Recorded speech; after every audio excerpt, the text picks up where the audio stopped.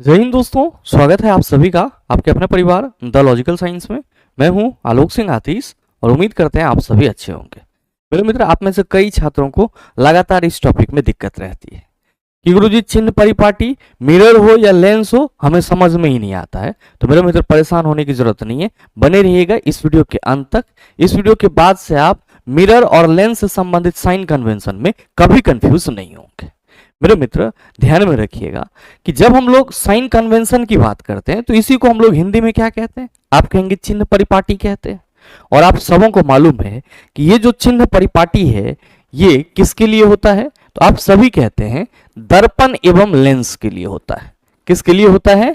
दर्पण एवं लेंस के लिए होता है। और मेरे मित्र, आप सभी क्या कहते हैं कि गुरुजी इस चिन्ह परिपाटी के मदद से हम लोग दर्पण में जो वस्तु दूरी होती है, दर्पण की जो फोकस दूरी होती है, दर्पण में जो प्रतिबिंब दूरी होती है, इन सभी को धनात्मक और ऋणात्मक साइन के साथ क्या करते हैं? रिप्रेजेंट करते हैं।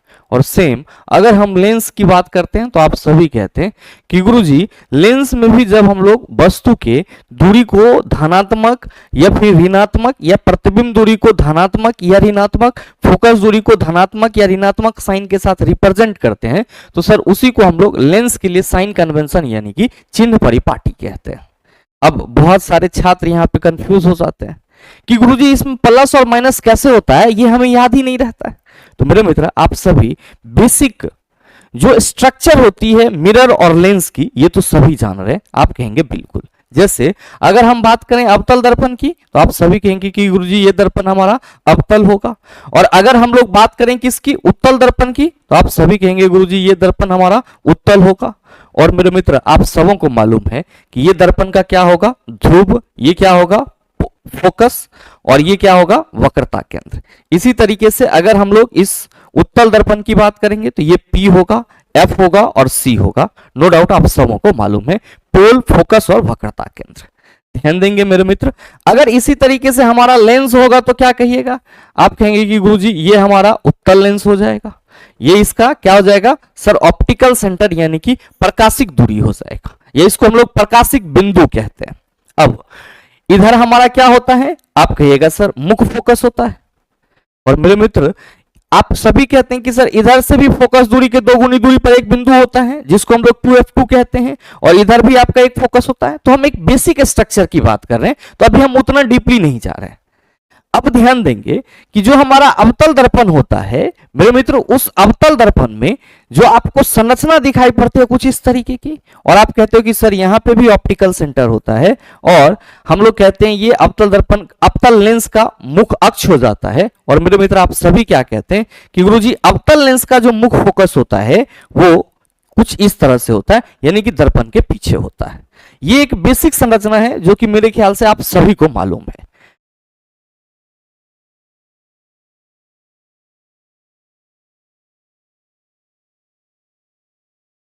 अब बस आप सबों को क्या ध्यान में रखना है? आप सबों को सर जो ग्राफ आप सभी बनाते हैं और कहते हैं कि गुरुजी ये वाला जो है बिंदु ये ओरिजिन होता है, और अगर हम इसके ऊपर जाते हैं तो पॉजिटिव होता है, और मेरे मित्र हम इधर आते हैं तो क्या कहते हैं? पॉजिटिव होता है। नीचे सर निगेटिव होता है, और यहां क्या होता है? आप कहते हैं सर निगेटिव होता है। तो ये ग्राफ की पॉइंट तो सबों को मालूम है। और मेरे मित्र, इसी को हम लोग क्या कहते हैं? ओरिजिन यानी कि मूल बिंदु कहते हैं। अब बस आपको यह ध्यान में रखना है कि अगर हम लोग दर्पण में दूरी मापेंगे तो दर्पण में आप सभी ध्यान में रखेंगे कि दर्पण में सभी दूरी दर्पण के ध्रुव से मापी जाएगी। दर्पण के ध्रुव से मापी जाएगी। यानी कि मेरे मित्र, अगर हम दर्पण में कहीं पे भी दूरी मापने की कोशिश करेंगे, चाहे वस्तु दूरी, प्रतिबिंब दूरी, फोकस दूरी, किसी भी चीज की दूरी, तो आप क्या कहेंगे कि सर जो दर्पण का ध्रुव है यहां से मापा जाएगा। संभव है कि हम इधर आएंगे, या फिर क्या कहेंगे गुरुजी हम इधर जाएंगे। दो ही चीज संभव है, या तो हम सर इधर दूरी मापेंगे, या फिर हम लोग ध्यान दीजिएगा कि ये जो पोल है इससे इधर दूरी मापेंगे। अब नेक्स्ट अगर हम लेंस में बात करेंगे तो आप सभी को ध्यान में रखना होगा कि लेंस में सभी दूरी कहां से मापी जाएगी? प्रकाशिक सेंटर यानी कि ऑप्टिकल सेंटर से मापी जाएगी। तो मेरे मित्र, आप सभी क्या कहेंगे कि गुरुजी इस दिशा में जो भी दूरी जाएगी इस दिशा में जो भी दूरी जाएगी आप कहेंगे सर पॉजिटिव होगा, ऊपर की ओर पॉजिटिव होगा। सर जो हमारा ये वाला सेंटर है इससे अगर हम इधर आएंगे नेगेटिव होगा। तो बस मेरे मित्र ये ग्राफ आप सभी समझ लीजिएगा कि जो दर्पण का ध्रुव है वो क्या है सर, उसका ओरिजिन बिंदु है, और जो दर्पण का लेंस का प्रकाशिक सेंटर है वो क्या है, तो आप कहेंगे सर ओरिजिन बिंदु है। अब मेरे मित्र अब बस आप दो डायग्राम पे सर आप नजर दौड़ा लीजिए, पहला आपका मिरर के लिए और दूसरा आपका लेंस के लिए। ध्यान दीजिएगा कि यहां पे मेरे मित्र ये जो आपका मिरर है वो कौन सा है, कनकेव मिरर है, और आप सभी देख पा रहे हैं कि इस बिंदु को क्या कहा गया है, आप कहेंगे ध्रुव, फोकस और वक्रता केंद्र। बस मेरे मित्र आप सबों को यह ध्यान में रखना है कि अगर हम लोग इस मिरर पे कुछ इस तरीके से खड़े हो जाएं तो आप क्या कहेंगे कि सर यहां जो है ये वाला पोर्शन लेफ्ट साइड हो जाएगा और ये वाला पोर्शन आप कहेंगे राइट साइड हो जाएगा। तो मेरे मित्र बस आप सभी ये ध्यान में रखिएगा कि अगर हम लोग अवतल दर्पण के मिरर के राइट साइड में जाएंगे तो जो भी दूरी होगी वो क्या होगी, पॉजिटिव होगी, और अगर हम लोग अवतल दर्पण के लेफ्ट साइड आएंगे तो जो भी दूरी होगी वो क्या होगी सर, नेगेटिव होगी। बस इतना ही बात आपको ध्यान में रखना है, और इसी को हम लोग फिजिक्स की भाषा में क्या कहते हैं कि आपतित प्रकाश की दिशा में मापी गई दूरियां धनात्मक होती है, आपतित प्रकाश के विपरीत दिशा में मापी गई दूरियां ऋणात्मक होती है। तो बस ये चीज हमें ध्यान में रखना है, ये नहीं रहता है याद तो हम लोग क्या कहेंगे, राइट साइड जाएंगे पॉजिटिव होगा, लेफ्ट साइड आएंगे नेगेटिव होगा। अब मेरे मित्र आप सभी ये ध्यान में रखिएगा कि पोल से लेकर के फोकस तक की दूरी क्या होती है, आप कहेंगे सर फोकस दूरी होती है, और ये क्या है तो आप कहेंगे सर जब भी आएंगे तो हम लोग पोल से फोकस तक आएंगे तो किधर आ रहे हैं, आप कहिएगा सर हम लोग लेफ्ट साइड में आ रहे हैं, तो यहां पे जो फोकस दूरी होगी वो क्या होगी, आप कहेंगे पॉजिटिव होगी।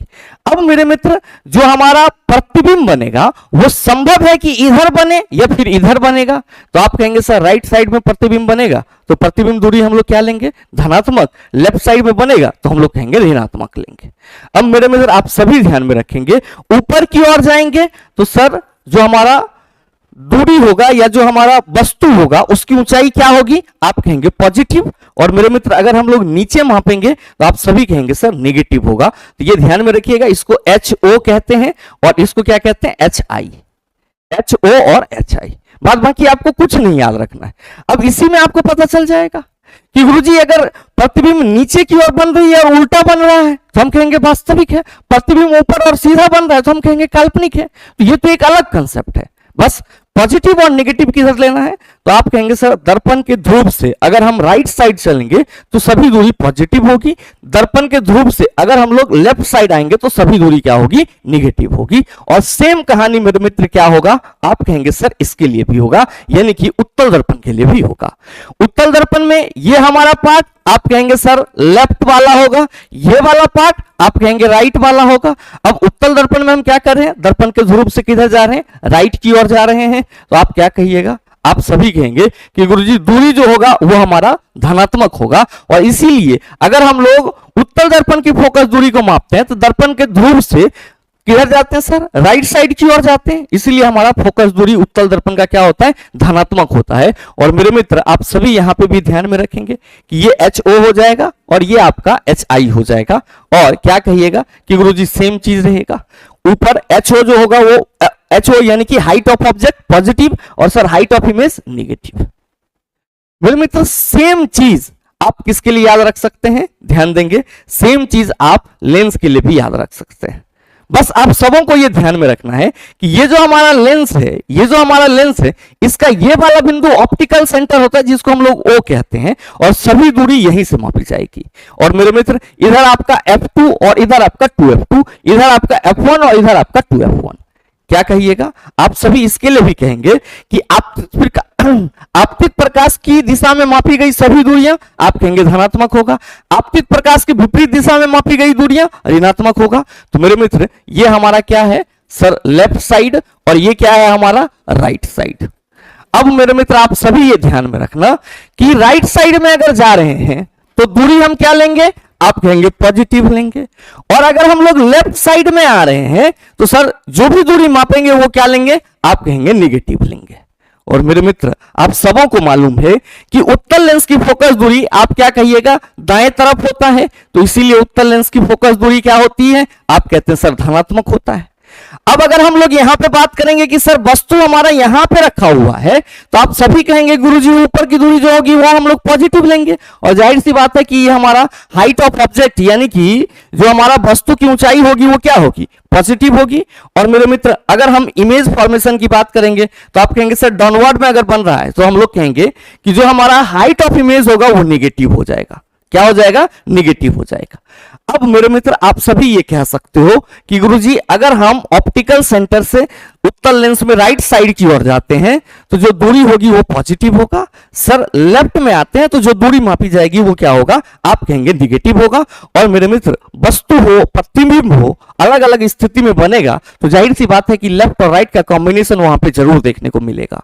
और अगर हमें ये चीज मालूम है तो हमें नहीं लगता है कि आपको कोई कंफ्यूजन होगा। नेक्स्ट अगर हम अवतल लेंस की बात करेंगे तो यहां पे भी मेरे मित्र क्या होगा, आप सभी कहेंगे कि गुरुजी ये ऑप्टिकल सेंटर हो जाएगा।